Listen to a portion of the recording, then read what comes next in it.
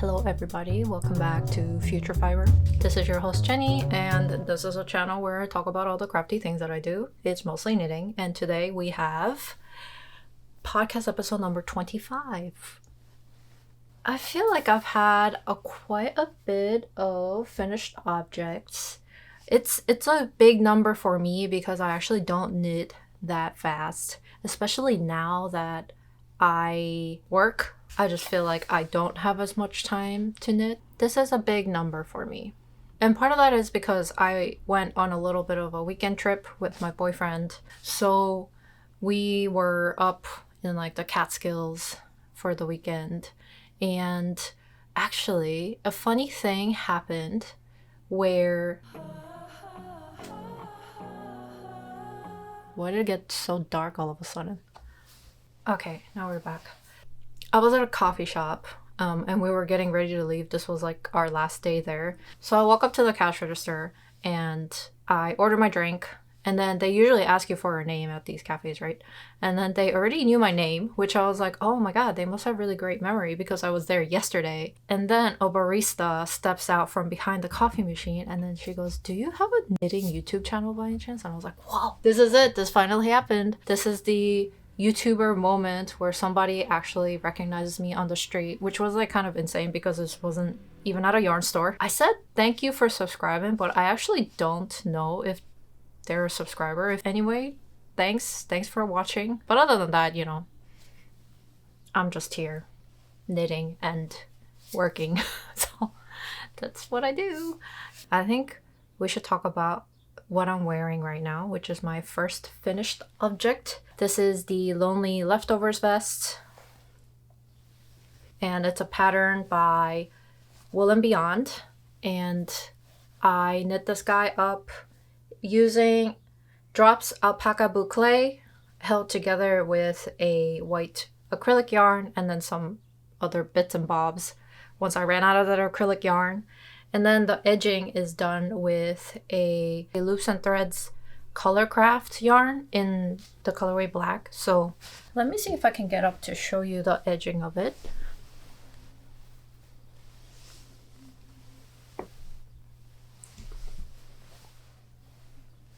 I think it's very cute. Well, if it doesn't get any hotter, it's kind of season appropriate because it's a vest and it's pretty big, so it's breezy. Better for temperature regulation than like a full sweater might be. So it's good for that transitional weather thing. So I'm glad I finally finished this guy. This pattern was in my to knit list for a really long time. So Wool and Beyond, that designer, I was actually introduced to her patterns by this vest image that was, you know, served to me by the Instagram algorithm gods. So that's how I started following her, and I am very glad to have knit the piece that kind of introduced me to her and her designs. I think I talked a lot about the construction of this while I was working on it throughout the last couple of episodes, but to reiterate how this kind of is worked, you start with the back and then you work this back yoke section, and then you continue to pick up stitches and work off of the yoke until you hit where the armhole is, and then you pick up the top shoulder sections individually, and then you join it around,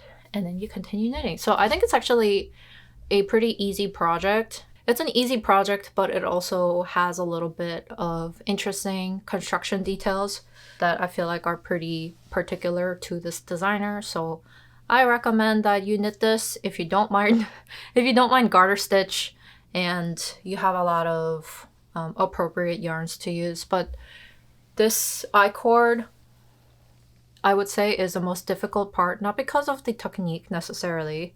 The I-cord is an I-cord. But because of the sheer number of stitches that you have to pick up and put into the I-cord. So you basically do this outside of the vest section. You do the armholes, but then you also have to do all like around the neckline and all around the vest all in one go. That's a lot of stitches. I think it took me like over 2 days to just do the I-cord, so keep that in mind. But other than that, everything else is really easy, so, or not as time consuming, I should say. So it's a pretty fast knit, especially if you have more like thicker yarn. Speaking of yarn, I did knit this off gauge. The original pattern recommends 5mm needles. I used 5.5 because my yarn combination was thicker, and the gauge is also off by a little bit. I don't really gauge swatch, so I don't have that information. I'm sorry.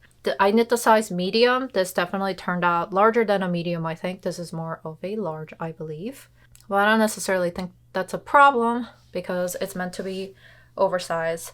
I do wish that maybe the circumference in the body was a little bit smaller, just because in certain angles, because of how thick the fabric is, it kind of like stands away from my body, and I don't know if I really love that too much. But I think some of that could be mitigated by like putting in a second closure here. I know a couple of people have done double I-cord bows so that it's like up here and one in the middle of the vest. Another option is probably like a hook and eye closure. I might do that. I think another thing is that I don't mind the size pretty much everywhere except around the neckline. I do think the neckline is a little big. The original kind of is more like this way. So I would say about an inch on either side. It's smaller by that. It's mostly fine, and I like how it looks with a collared shirt, because if your vest is like up by your neck, then it's a little harder to layer with your clothes. So that's okay. But the only problem is because the neckline is a little bit bigger than I expected, it kind of slips off my shoulders. So if I'm just like sitting and moving around a little bit, also because I have uneven shoulders, my clothes always slip towards the left shoulder like this. So I see that happening a little bit with this vest as well, but not to a point where it's really bothering me that much. I think eventually, if this stretches out over time, I could kind of keep the neckline together by adding some crochet slip stitches on the other side, or I could, you know, sew down a piece of ribbon, bias tape, or, you know, the good old elastic thread method where you put a piece of elastic in the neckline. So there are a couple of options, but I'm lazy and it's done for now. And it's wearable, so I'm going to keep it as it is. But this is the final product. I'm really happy with it. I think it looks really cute. I wanted to, today I'm wearing it with button down and jeans, which is like whatever. But I wanted to kind of style it in a more, I don't know, like girly romantic way with the bow and then like a skirt maybe. I thought that would be pretty cute. I just didn't feel like wearing a skirt today, so I didn't. But I think there are a lot of ways to style this and wear it. And also, if you just get cold in your house, this will be nice to throw on. I feel like rarely am I like 100% in love with a finished object. I always find something to critique. That's because I'm trying to be objective as possible about the things that I am making, and also because I am like sharing this information out to you. But I generally really like everything I make, and I keep them. If I don't keep them, that's because I didn't wear it enough. What else? Oh, one thing about this combination of boucle yarn and contrast that's not boucle. This is bound to happen because of the nature of the yarn, but I don't know if you can see on the black here, some of the white fuzz is getting onto it, and I feel like the contrast isn't as neat as it could be because the long hairs of the boucle alpaca is bleeding onto the black. That is inevitable. That makes it look a little bit less neat than I would have liked. So I think a possible solution to this, well, I already kind of did it. It's not going to be 100% fixed, but you can kind of take a garment shaver, like a lint shaver, and then just work that around around the I-cord a little bit so that it shaves down some of these long fibers. and you could also use like a lint roller and then lint roll backwards towards the inside of the vest so that you keep the I-cord a little bit less white fuzz free. But I don't think I really mind that much about that. So, but if you're sensitive and you want it really like crispy contrast, that is an option. And my cat really likes this. She likes to sleep on it. I had it laying out to dry flat on my sweater, mesh sweater drying rack, and then she instantly went on it and laid on it, and then she has actually made a couple of snags on it. That's my fault, that's not hers. So I just let her be. So that's the Lonely Leftovers vest by Wool & Beyond. The next finished object, we have socks. I finally finished both socks for these vanilla socks, vanilla toe-up socks, made with Hobbii Dolce sock yarn. This is the dotted version, and it's the light blue colorway. I received the yarn like way back as part of doing a review, and I finally used it up. Well, I didn't finish using up all of it. There is still a little bit of it left that I will have to incorporate into a different sock, but I got a pretty sizable sock out of that one ball. So if you want to if you're in search of an affordable ball of yarn for socks, I would recommend that, definitely. This is not the softest sock yarn, and this feels a lot more like Patton's Croy socks. That one is also like very plush, but kind of hard feeling. It's not like the softest superwash merino sock yarn that you'll ever use, but I feel like it'll be really good as like boot socks for the winter. And I like the pattern on it a lot. It creates a nice fun little thing, and I also like how the dots make this square shape around the short row heel.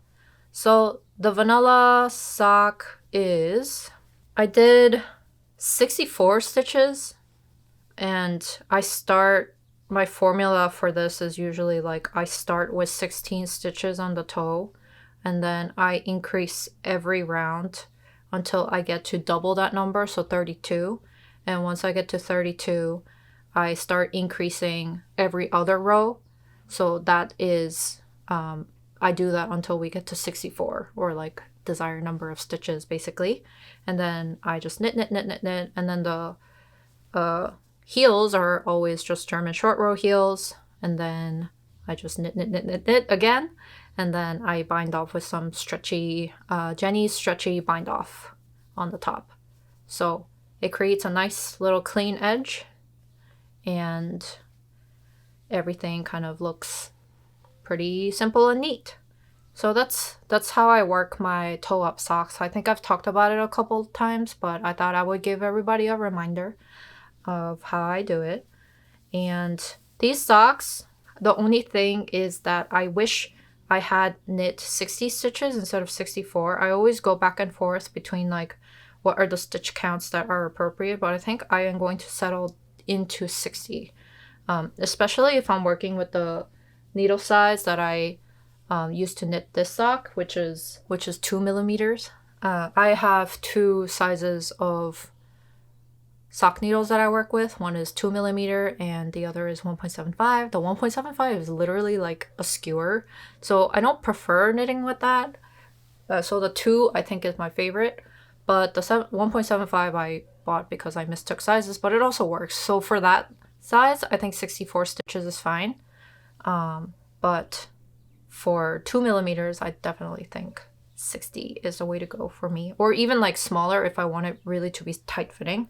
So that's what we have worked with. Not too much to say about this. Other than that, I did put this in the wash and it turned out completely fine. So this also passes the washer test. And I really should be putting these socks in a separate garment bag and then washing it that way. But I just put it in like regular laundry and then it turned out completely fine and unscathed. Didn't felt anywhere. So that's a plus for the Hobbii Dolce wool sock. So I'm glad to have another pair of socks And these are pretty long, so I like longer socks.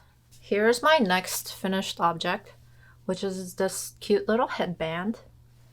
And I used a free pattern for this. I think there's a bunch of free patterns out on the internet with this kind of like twisted ribbon looking join in the middle, detail in the middle.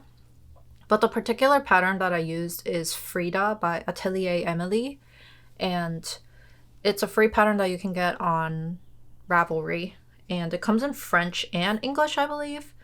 But yeah, this, I was mostly looking for, I bought the yarn first, basically, and then I was looking for patterns that would kind of suit it, so that's why we ended up with this. But you could really, I'm sure you could use any pattern that teaches you how to do this. Is pretty simple. So also bought the yarn for this because this is actually a gift, and this is a gift, belated birthday gift for my friend.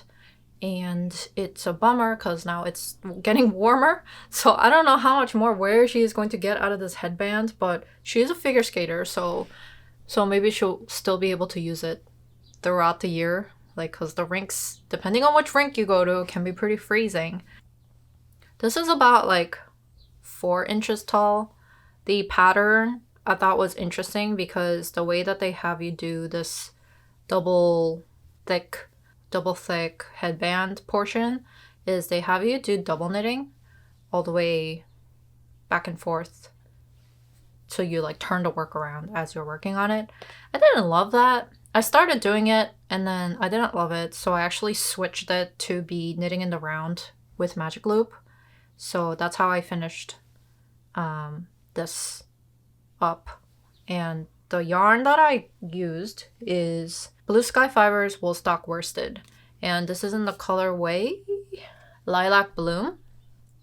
And this one ball is 50 grams, 123 yards, or 112 meters, and this is 100% fine Highland wool. I am kind of concerned actually for this to go to my friend because I don't think it's scratchy, but I don't know if she'll be like sensitive to wool. So I don't know if the yarn was necessarily the best choice, but she wanted this kind of like color, so I picked out the yarn mostly based on color. She said she wanted mauve, but then I like got to the store and realized that I don't actually know what mauve is. I think this is mauve. I just realized the color name says lilac whatever, but this doesn't read like lilac to me at all, so I don't know. It feels really plush, so I would be interested in purchasing maybe a sweater quantity if the day comes that I need a sweater quantity of yarn. But I don't love that it comes in 50-gram balls. I think it would have been better if it comes in like 100 grams because the balls were a little bit small once I finished winding it up. But for this headband, I still didn't use all of it. I have this much left.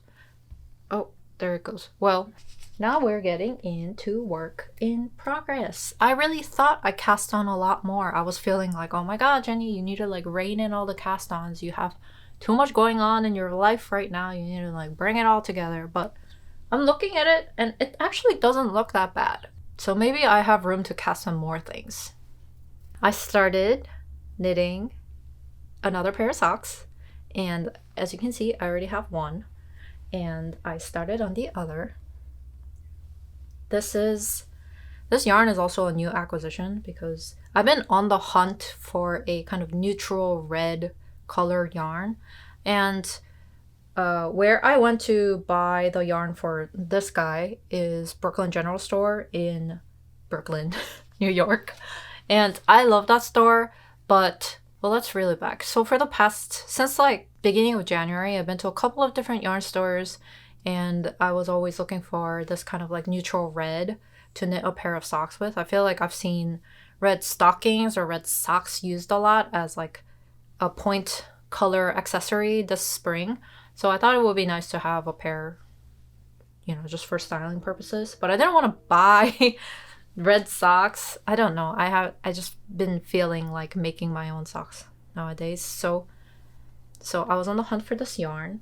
But I've been to a couple of different yarn stores, and Maybe it was because they were more catered towards like hand dyed and like more frankly bougie yarns. Like Brooklyn General Store, where I went to get this yarn, they don't really seem to have a lot of yarns with synthetic fiber mixed in.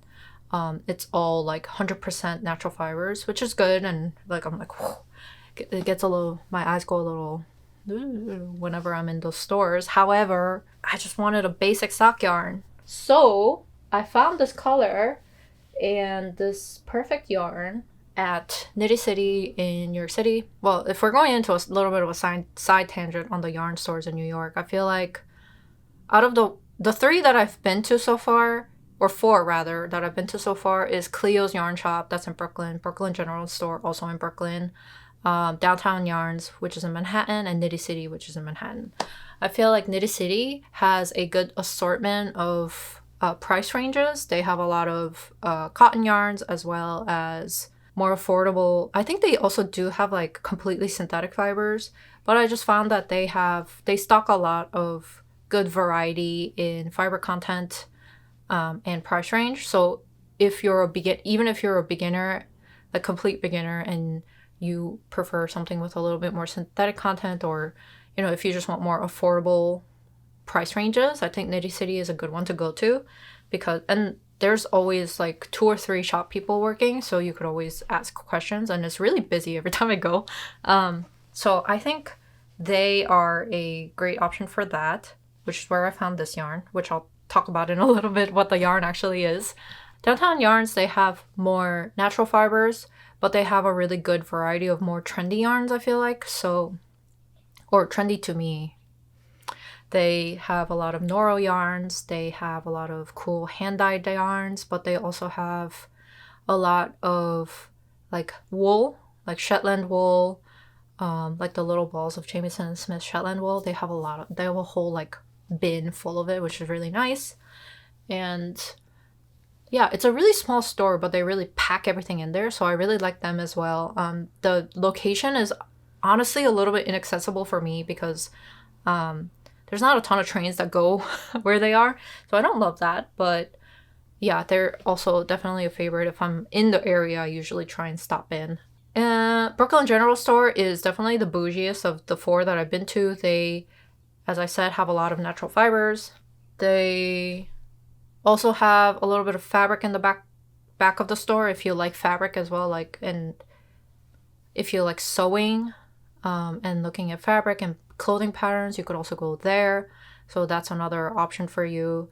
And then the area is pretty nice. Like there's a lot of trees, a lot of brownstones. So if you like looking at the stuff and then grabbing a bite to eat, I would say Brooklyn General Store is a really nice place to go to. And Cleo's Yarn Shop is a larger space than Brooklyn. Wait, Cleo's Yarn Shop is a larger space, but has less selection than Downtown Yarns. I don't know if that was just because of the time that I went. I went when they were kind of newer, so I don't know if they were just getting their stock kind of sorted up, but I felt like they had a little bit less selection, but they have a lot of really good, solid colored yarns that are varied in kind of texture. So a lot of like super soft yarns, and then you also have some rustic yarns, so you get a mix of that and a blend of that. So I would also recommend them if you're in the area. They're in Bushwick, so if you have a bunch of things that you want to do, and like in Williamsburg or Bushwick, and then you're in the area, I would also head in to Cleo's Yarn Shop. They also do a lot of like community centered events. They do knit nights.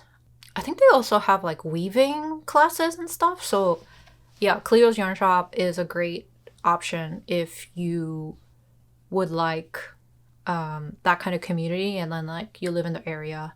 Okay, so that was a little bit of a side tangent into the different yarn stores in New York.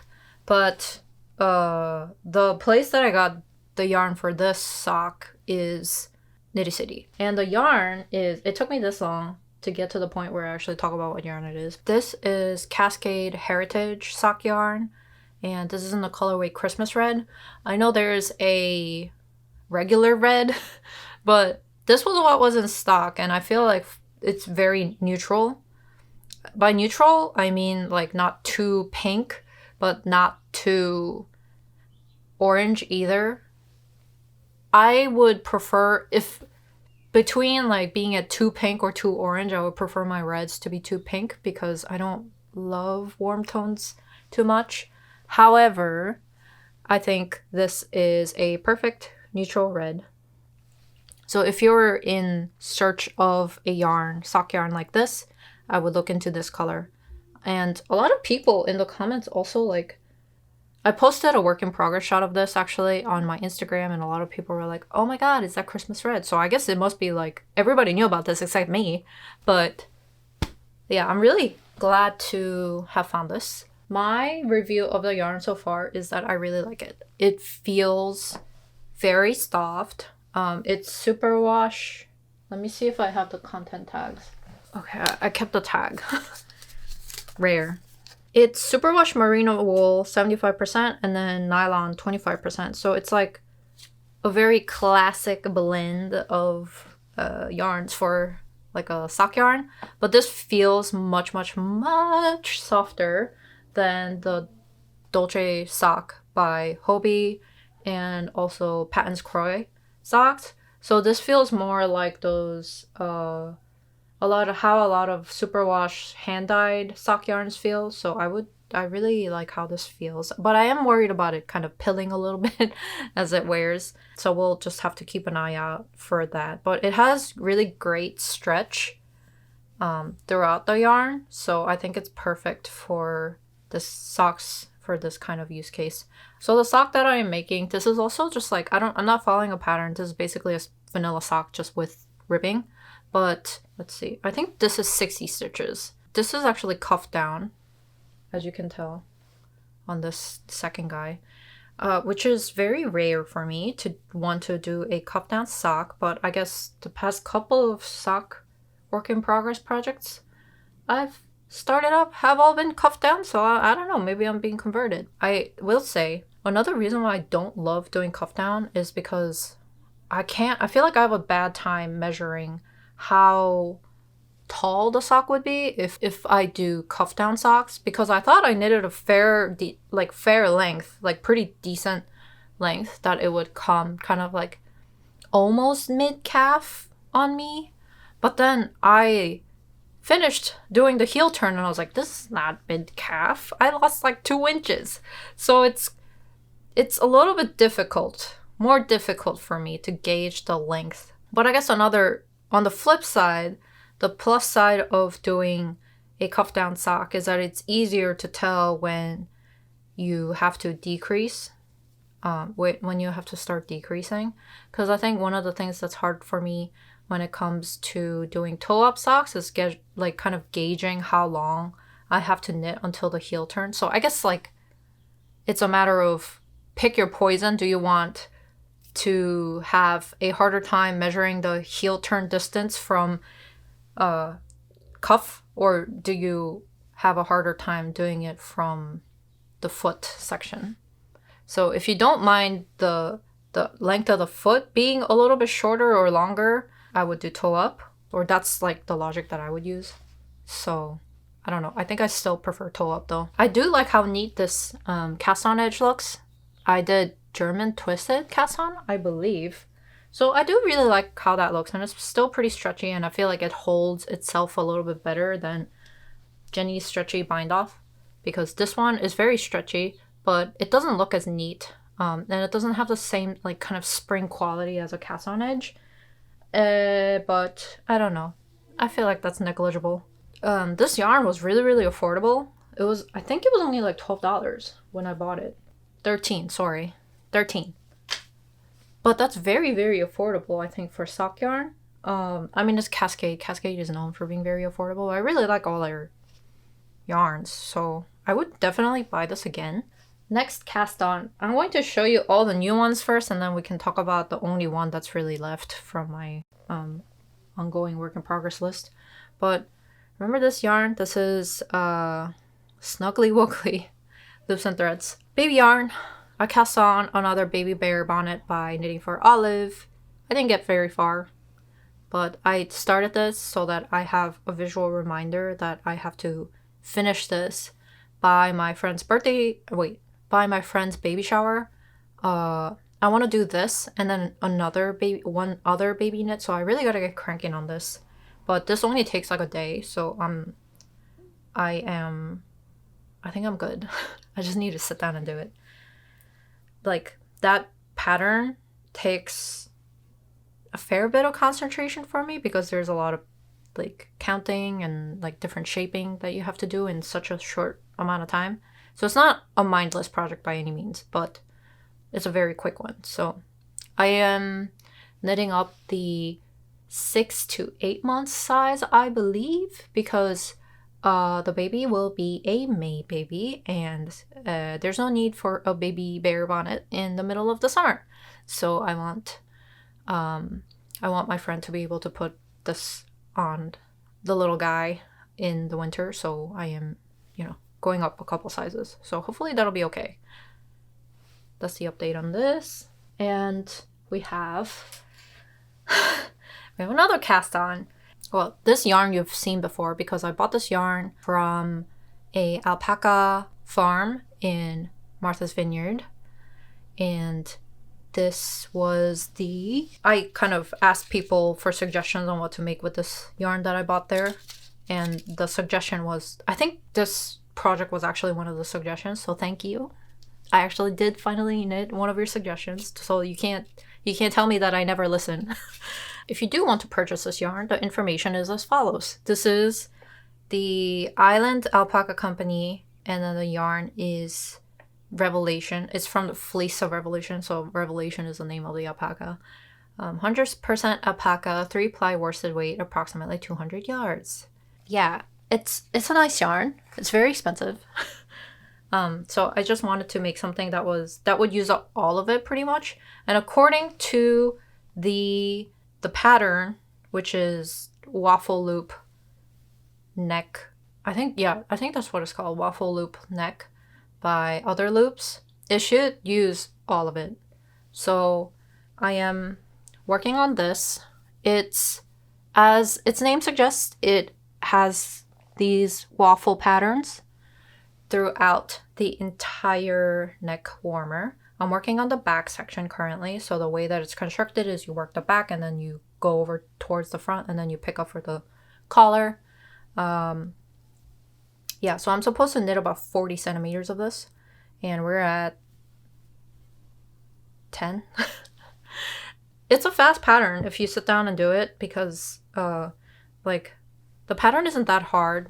It's just a combination of knits and purls, which honestly like isn't every knitting a combination of knit and purl. You can read the pattern pretty easily, so you're not going to get lost. I do get lost in the knitting a lot, so this is good because I'm able to easily pick up where I left off. The overall pattern looks like it'll be pretty easy from what I've read so far, so this is where I am. You start with a tubular cast on, so if you're not really good at tubular cast on, maybe you could skip that.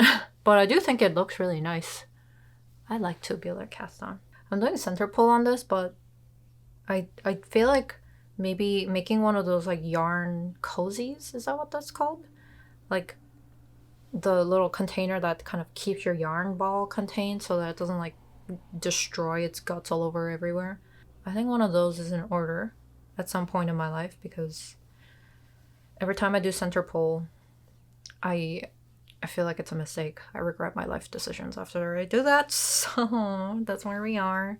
I should have started this earlier in the winter because now it's getting warmer and now I feel like I won't be able to wear this until next winter, but it's not like I'm going anywhere, so the moment you've all been waiting for. No, you haven't, but oh, I left off in the middle of the row again. Hold on, let me finish this row and I'll be right back. Okay, I finished the row. The Minto sweater by Knitonomy. I've made progress. I've worked on both shoulders and I've joined the front panel, and now I'm just working on getting the length to match the back panel so that I could join in the round for the body. and it's turning out really well. It's not very exciting right now because yeah, I just need to, you know, get to a significant point, but I'm really liking how it's working up. The cable pattern is keeping me engaged and not bored, although this is, you know, it's not the most mindless knit. I really am having a lot of fun. And I was a little bit worried, and I am still kind of worried, but less so, about the shoulder being too far down my arms. But I think it's a good amount of drop shoulder. I'm sure once I wash this, the cables will kind of open up and it'll go a little bit bigger. But I'm not as worried now. Like, I think that looks pretty good. And then also the shoulder section.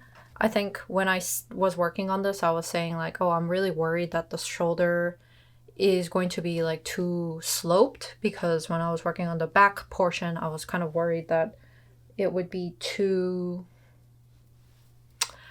what's the word? Oh God, the mohair in my nose. I was worried that this shoulder would be too sloped and it would make my arms look kind of funny, but I don't think that is a problem anymore. Now I'm realizing that the shoulder seam for this isn't designed to sit right on the top of the shoulder. It's actually supposed to sit on like slightly backwards on the shoulder. So then the shaping of this kind of makes sense. You can kind of see here that the seam is here, but that's supposed to sit at the back of the shoulder, kind of like that. The yarn that I'm using is Holst Garn Supersoft in the colorway Princess, big cone, and also holding it together with, this is Purl Soho Coorie, which is 100% mohair. This does, every time I work on this does kind of make my nose itchy because of all the mohair that's flying around. If I'm wearing like dark colored clothes and I stand up, I'm like covered in mohair. So we'll see how much this sheds just like throughout me wearing it. But yeah, we'll see. Maybe once I wash it, it'll be all right. But it does shed quite a bit. So it's not like a product that I can carry around and work on. Also because this giant cone is not very carry friendly. But I am on the second ball of Coorie. I hope I have enough. I mean, I have a lot of these, so I think I might be okay. Oh right, I'm knitting the size lowercase b, which is the thinner sweater, but the middle size. That's all the work in progress. Now we have some acquisitions. I don't think I went that crazy. I was kind of like feeling guilty about it, like, oh girl, you spent so much money on yarn already. Now that you're free from the shackles of your low-buy, you're going crazy and spending all the money. But it's not like I didn't buy that much yarn, honestly. So I'm trying not to I'm trying not to feel too guilty about it, because I will use them eventually and I have projects in mind, so I just gotta get through them. The first acquisition that I will talk about is this. I have 3 skeins of this 100% wool fingering weight yarn. This I got on my trip up to the Catskills. I went to Yarn Farm Kingston again and bought one of their house yarns. This is Romney Merino 2-ply, and this has 375 yards per skein. This was about $27, $28 per skein, so pretty expensive. But I think whenever I go on a trip and then I end up going to one of their local yarn stores and I don't live there, I try and get yarns that are kind of like more local to the area. So it's like a souvenir for my trip, sort of. I did that while I was in Montreal as well last year.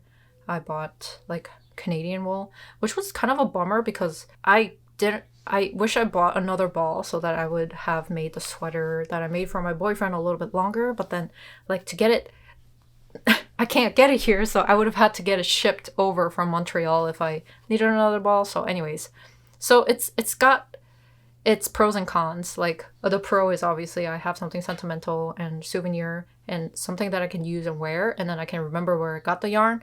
The con is that if I don't buy the right amount of yarn, then I will have to get it shipped or I can't get it anymore, so I have to find a substitute yarn.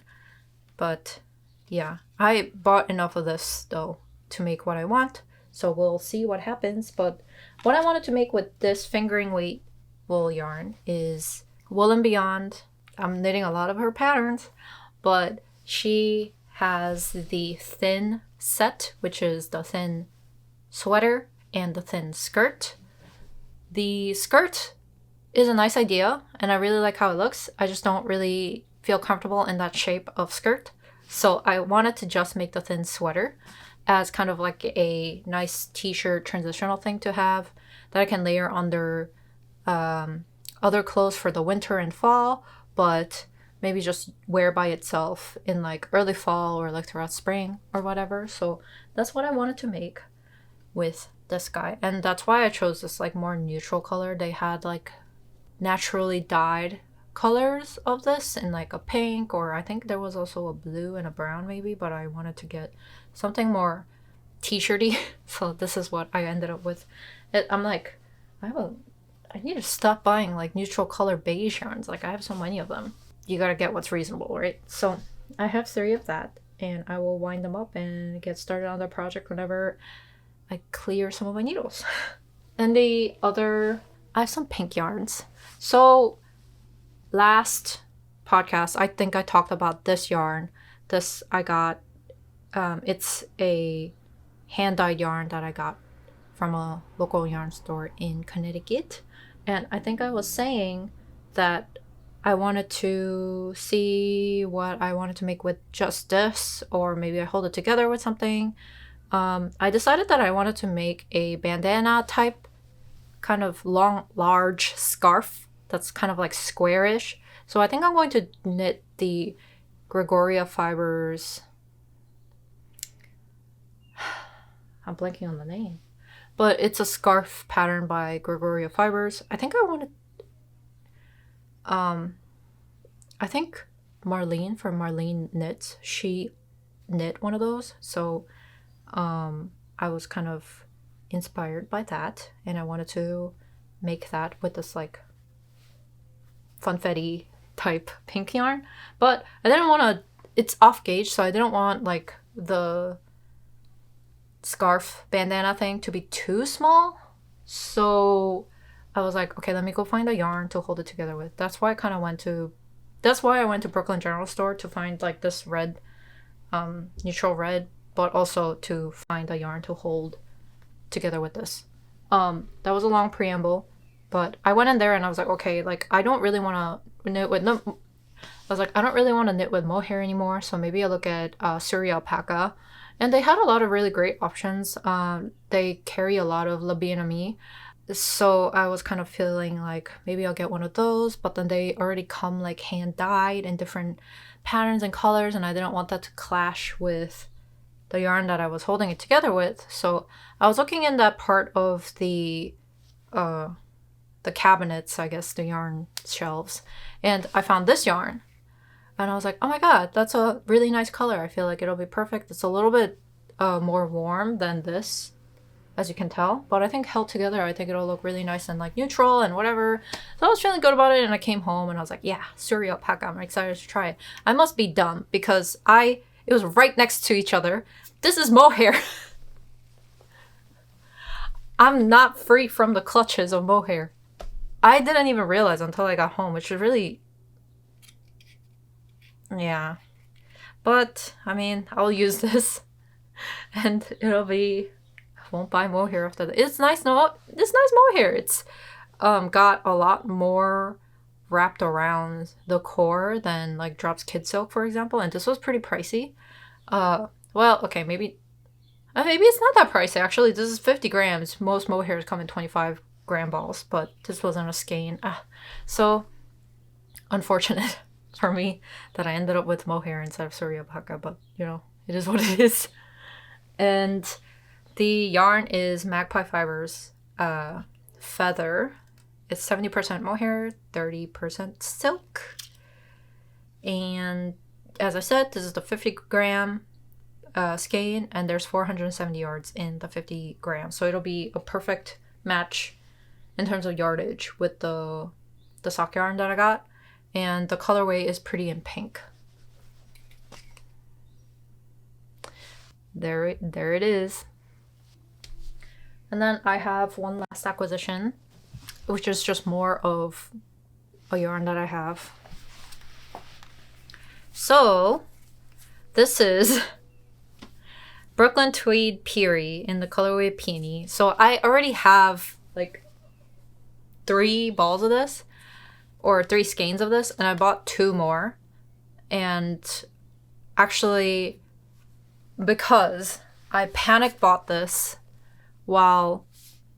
after I filmed my last video about my stash, and I realized that I didn't have anywhere near the amount that I needed for the project that I wanted to make with this, which is a cardigan. It's a round neck cardigan. 600 yards is not gonna get me anywhere. So I bought 2 more. So that's gonna be 1,000, but this is still not enough for the pattern that I want to knit. So, but then the place that I bought this from, it was a random store online that I just purchased this from.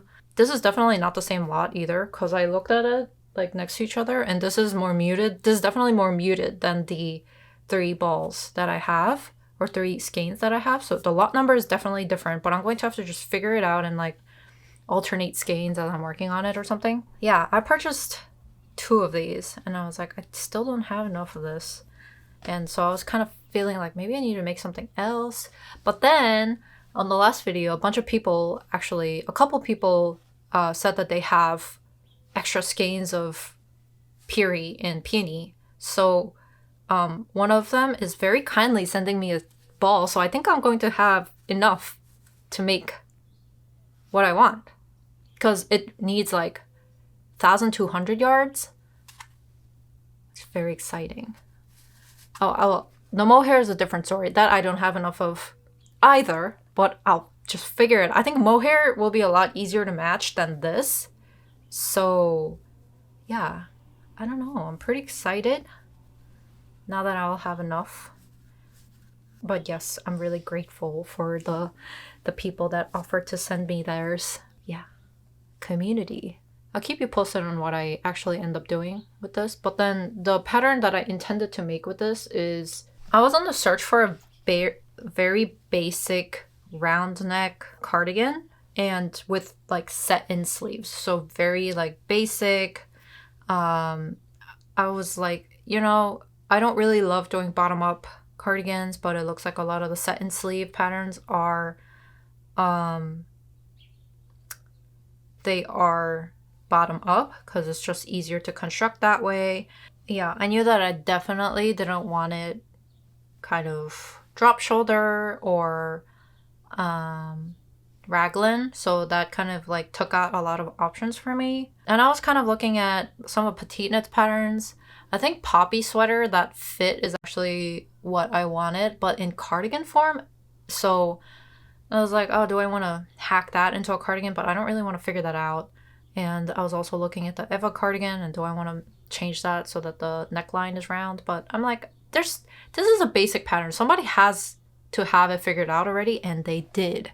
So the pattern that I actually ended up going with and purchasing is Red Basalt. This is a pattern by Asa Tricosa. She's a designer who, here's where my lack of knowledge in like knitting comes in. I feel like I don't know a lot of designers. I just like find them on Ravelry or through various social media stuff, but she seems to be a very prolific designer, and she has a bunch of different basic designs that could be kind of modified.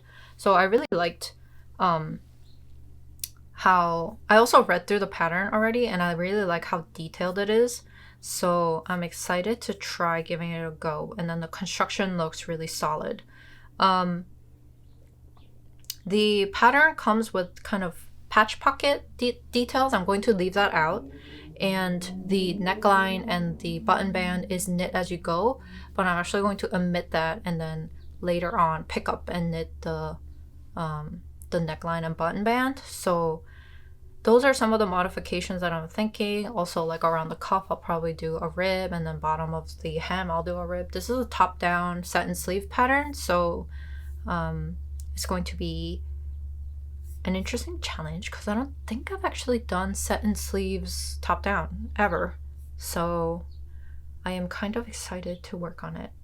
And I like how close kind of fitting it is. I feel like I tend to not make a ton of patterns that are close fitting, so this will be an interesting little challenge. The basalt pattern comes in a couple of different colors, so I think there's also a blue one, but the main difference is that they have a little bit of design detail differences between those cardigan patterns, and then also the yarn weight is different. So there's also the black basalt. I think that's supposed to be the fingering weight, and then red is the DK. So I'm working with the red one. It seems like I won't have to do any mats to knit things on gauge, off gauge, which is going to be a first for me. But yeah, I do have to kind of measure myself. The fit and size is measured by your shoulders, which makes sense given that it's supposed to be very the set-in sleeve is supposed to fit directly at the edge of your shoulders, so that makes sense. But I've never really measured my shoulders, so I don't know what my measurement is there, but once I figure that out, I'll also tell you the size once I cast on. So that's all I have for today. I feel like I always start filming when the sun's about to go down because I'm like, oh, so much sun, and then the sun actually goes down and my videos end up looking crunchy by the end of it. But hopefully you found some of this entertaining. Anyway, thanks for watching, everybody, and I'll see you guys in the next video. Bye!